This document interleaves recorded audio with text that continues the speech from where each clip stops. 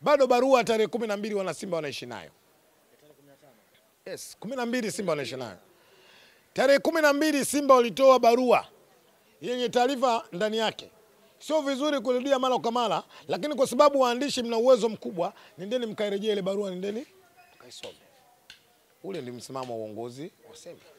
Na uongozi wa Simba wanapokwenda kutoa msimamo, hawatoi tu kwa sababu ya uongozi wa Simba, lakini viongozi wa Simba wanakwenda kutoa msimamo wao kwa matakwa ya wale ambao wanao uongozi. Hakuna kauli nyingine yoyote ya management ya Simba ambayo imekwenda kutoka. Kauli hii itakwenda kusababisha barua tarehe 12 isiwe na nguvu tena.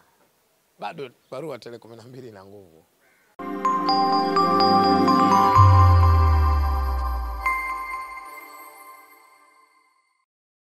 Karibu sana popote pale ulipo mtazamaji wa Kajenjere TV. Jina langu ni Ramadhan Amin, lakini pembeni yangu ni naye Kimikoi Kisugu, moja kati ya mashabiki wa klabu ya Simba ambao wanajua kulizungumza boli. Tuko naye hapa tunazungumzia masuala mazima ya kimichezo, lakini kama ambavyo unafahamu kipindi hiki kimekuwa na taarifa nyingi, hususan kuzungumza kwenye masuala ya TFF huko, uchaguzi unaendelea na mambo mengi yamekuwa yakizungumzwa, lakini kunako ligi taarifa kubwa tu ni kuhusiana na mchezo wa dabi ya Kariakoo ambao unatarajiwa kuonwa na watu wengi kwa taarifa ambazo zimekuwa zikizungumzwa hivi karibuni. Na kama ambavyo unafahamu taarifa kama tarehe 2 zimeahirishwa kuchezwa kwa dabi ya Kariakoo, na taarifa moja ambayo inasubiriwa ni Juni 25 ambayo bado nayo kumekuwa na maneno mengi hapa chini, lakini Kisugu hapa kwa ukubwa wake ataeleza kinamna gani ambavyo anaiona tarehe hiyo. Kwao ipo ama ni zile fununu ambazo zimekuwa zikizungumza kuwa nao wamesogea mbele, wako FIFA huko wakienda kuishutumu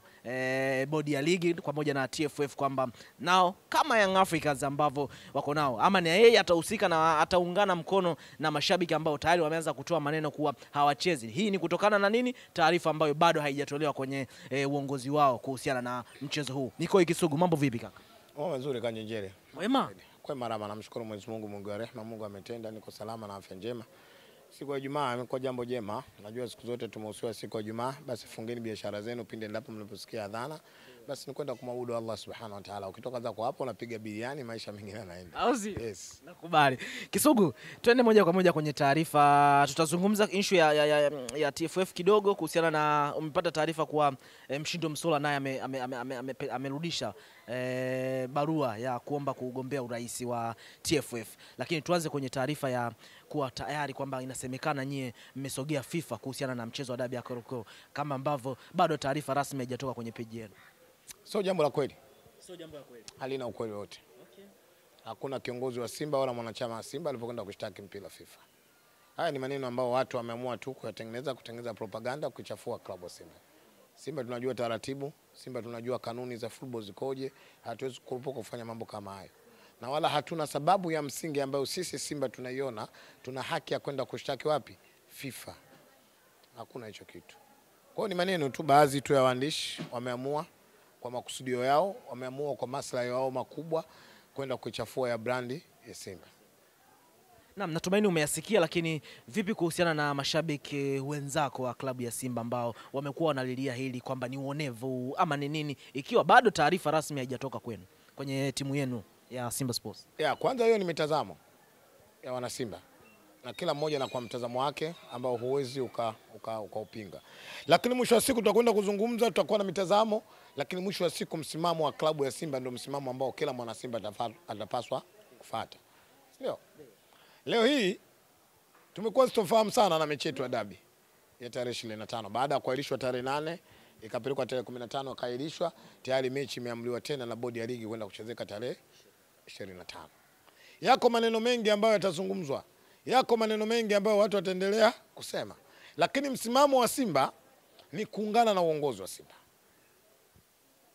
Mwenendo na mwelekeo wa mashabiki wa Simba, viongozi ndio wana uwezo na mamlaka kwenda kuongoza kuona namna ambavyo Simba wapi na pita.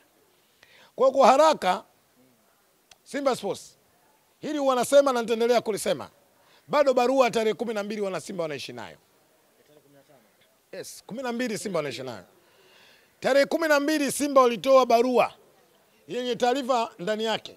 Sio vizuri kurudia mara kwa mara, lakini kwa sababu waandishi mna uwezo mkubwa, nendeni mkairejea ile barua, nendeni mkaisome.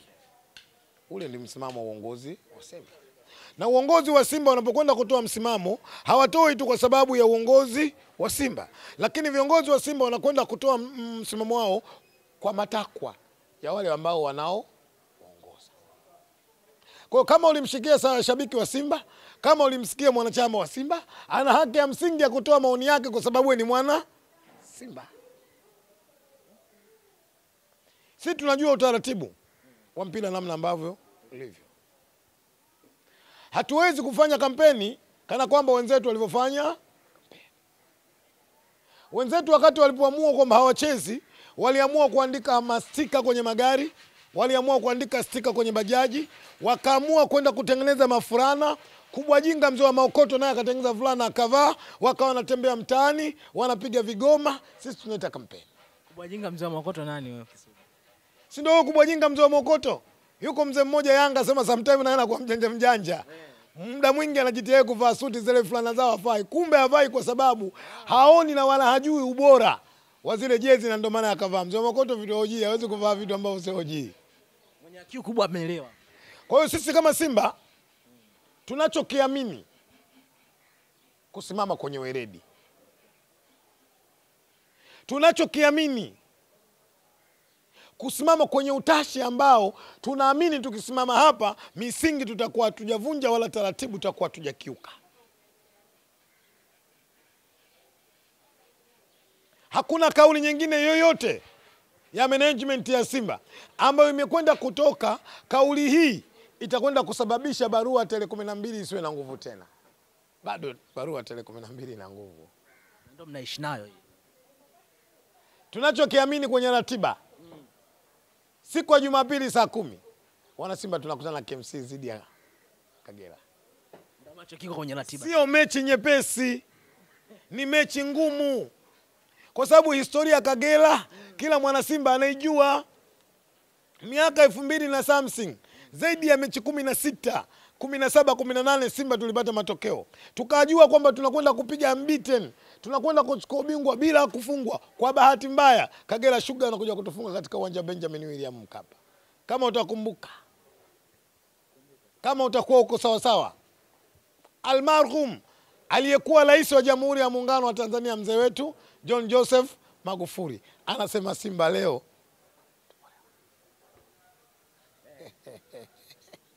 Kwa hiyo tunachukulia mchezo mzito wa Kagera kwa sababu Kagera mara nyingi huwa anapambana kuharibu historia kwetu. Huo ndio mchezo ambao wana Simba focus yetu ipo huko. Na inshallah na imani kwa uwezo wa Mwenyezi Mungu, kwa namna ambavyo Mwalimu Fadlu anaendelea kuiandaa timu yake, namna ambavyo mashabiki tuko vizuri, tuko sawa sawa, tutakwenda KMC, tutakwenda kuisupport team, tutakwenda kupata matokeo.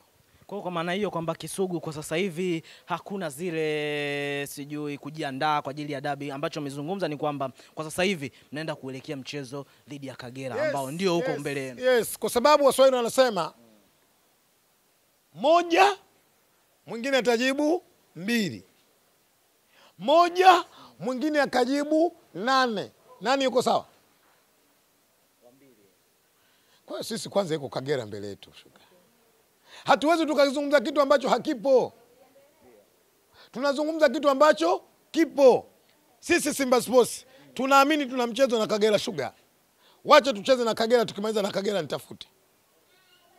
Hapo labda la mwisho kwenye swala hilo la kwa ujumla wake kuhusiana na masuala ya dabi kwa ujumla. Na wewe ni miongoni mwa watu ambao mnaamini kwamba mchezo kwa maana ya kwamba ubingwa wa NBC Premier League ataamuliwa kwenye mchezo wa dabi ya Kariakoo. Mimi naamini bingwa anapatikana kwa sababu kuu mbili. Moja, inawezekana kabla ligi haijakwisha, mmoja akawa na pointi nyingi ambazo hazifikiwi na klabu nyingine yote kwenye mashindano, huyu anakwenda kuwa bingwa. Lakini wa pili, bingwa anapatikana baada ya ligi kufanyaje? Kwisha. Tusubiri, tutasubira. Ligi itaisha tutamjua bingwa NBC.